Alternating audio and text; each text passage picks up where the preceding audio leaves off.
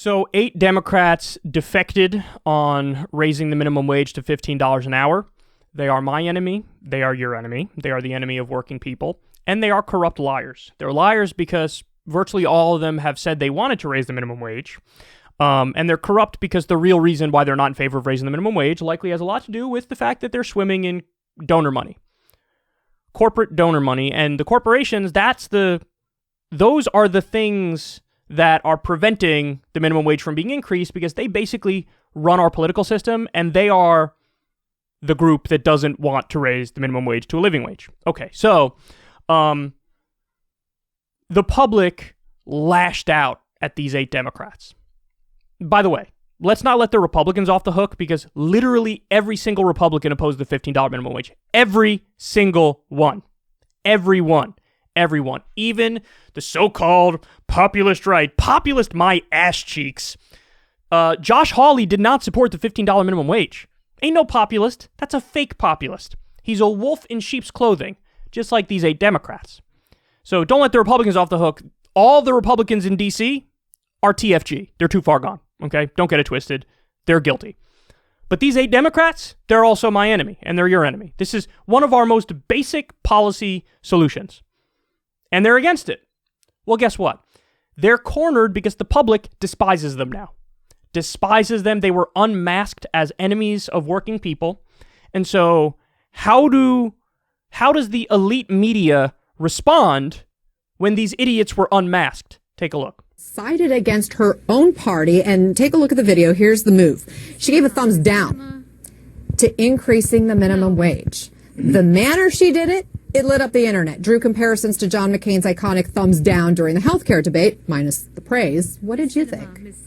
Hey, I think the hubbub over that was frankly ridiculous. I understand there's a lot of progressives who were upset she wasn't supporting the minimum wage hike. Frankly, that had no business in a spending bill. Raising the federal minimum wage is essentially a mandate for the states. It doesn't have to do with federal spending in that regard. And I don't understand. It is a common way of voting to do thumbs up and thumbs down. That's what she did. And so I think it's a little sexist, the treatment that she got. I don't know if it's because of the outfit she wore. I don't know if it's because she bent her knees a little bit, but she voted, and she voted how she saw fit. And so I think, attack her on the merits of the policy if you want, but not the style. No, but that's what people are doing, but you're insisting that's not what they're doing. The reason why everybody's upset is because of the policy. It's because of the policy. But you heard her. Oh, I think there's sexism involved here. Oh, really? Is that what it is? Is there sexism? That must be why Joe Manchin is getting the exact same amount of heat. Oh, right, that would make no sense. This is McFeminism. This ain't feminism. This is McFeminism. This is neoliberal identity politics. See, what they do is they try to shield and deflect and obfuscate from genuine criticism and hide behind identity. I wish you can't say those things. You can't come after me.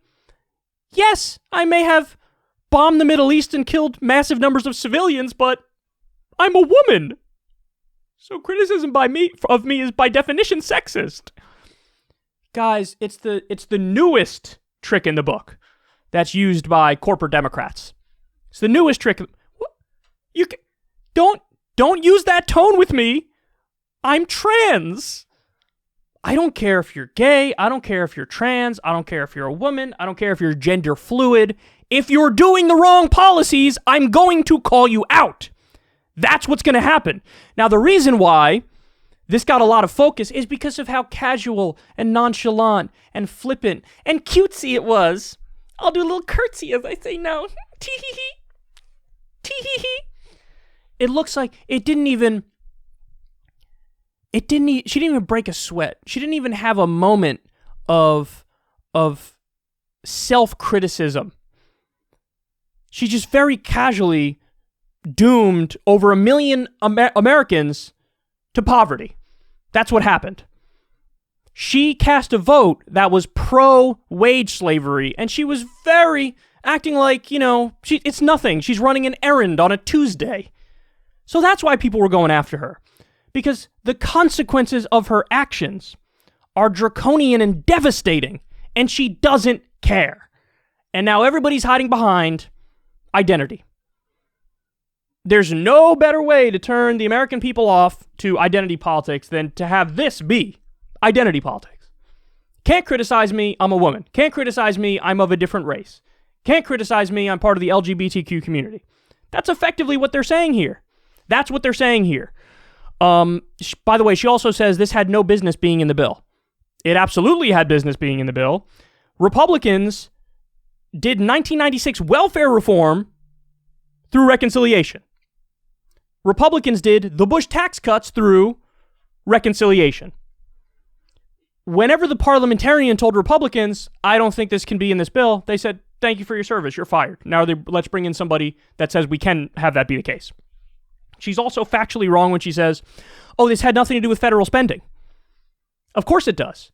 There's been a number of studies that look at the effect of increasing the minimum wage. And you know what they found? When you increase the minimum wage, big corporations have to pay their workers more. When big corporations pay their workers more, a lot of those workers currently rely on the social safety net to make ends meet. But if corporations start paying them more, a lot of them no longer have to rely on the safety net, which means you shrink the size of the social safety net by raising the minimum wage. So it decreases federal spending. This is a fact. It's billions of dollars too. This has been studied, and we've covered the studies on this show. So the minimum wage increase absolutely has a lot to do with federal spending. And in fact, conservatives should be in favor of a minimum wage increase because it makes the government smaller. It shrinks the size of government. It reduces the social safety net. That's exactly what conservatives say they want. They want a small government. Okay, you want to make the government smaller? Force the corporations to pay their workers a living wage. And then the size of the social safety net shrinks. It's a guarantee. It's a guarantee. So you're just wrong. You're just wrong. And guess what? The only way we're going to get this thing passed is through reconciliation because you need 60 votes because of the filibuster to get anything through, and you can't even get a single Republican to vote for the $15 minimum wage. So don't give me this bullshit. They'll keep telling you, wait for a more convenient time. There will never be a more convenient time, ever. And that's the same lie that status quo enthusiasts and corporatists have been telling us all these years, for decades and decades and decades. There will never be a better time than right now. Democratic president, Democratic House, Democratic Senate, and the president has a 62% approval rating, which means he has tremendous political capital. He can get done whatever he wants to get done if they fight for it. But they didn't fight for it. And they don't want to get this done. That's the fact of the matter. Instead, they'd rather slap it down and then hide behind identity and act like, oh, I'm out-lefting you. I'm to the left of you because I'm against the minimum wage but pro-woman. You're anti-woman and for an increase in the minimum wage. The final point on this, and this one is devastating. You know who would be the biggest beneficiary of an increase in the minimum wage? Women. There are more women than men that make the minimum wage. So they denied a raise mostly to women, mostly to working class women trying to make ends meet. They screwed over poor working class women. And then they have the nerve to say that you're sexist for criticizing Kyrsten Sinema for doing that. God, this pisses me off. I guess the upside of it is that it's so transparent and it's so gross that everybody sees through it. Every single person sees through it. There's no ifs, ands, or buts about it. It's deflection, it's obfuscating, it's covering your ass for terrible votes, and it's not going to work. We see through you. Kyrsten Sinema and all the 8 Democrats who voted against raising the minimum wage to $15 an hour, they should never be able to tweet something without getting ratioed to high heaven. They should never be able to not have a full voicemail with people telling them what they really think of them. And they should be reminded every single day of what they just did. Did you know that if the minimum wage kept up with productivity, it'd be about $23 or $24 an hour today? Did you know that? $23 or $24 an hour today if it just kept up with productivity. Your average worker is being very productive, and they're way, way underpaid. Bet you didn't know that. Bet you didn't know that Australia already effectively has about a $15 minimum wage, and their unemployment rate is about the same as ours. All the arguments against, oh my God, the unemployment rate is going to skyrocket. It's all bullshit. It's all bullshit. They're protecting their corporate donors, and they're using every dirty trick in the book, and you're seeing it right here.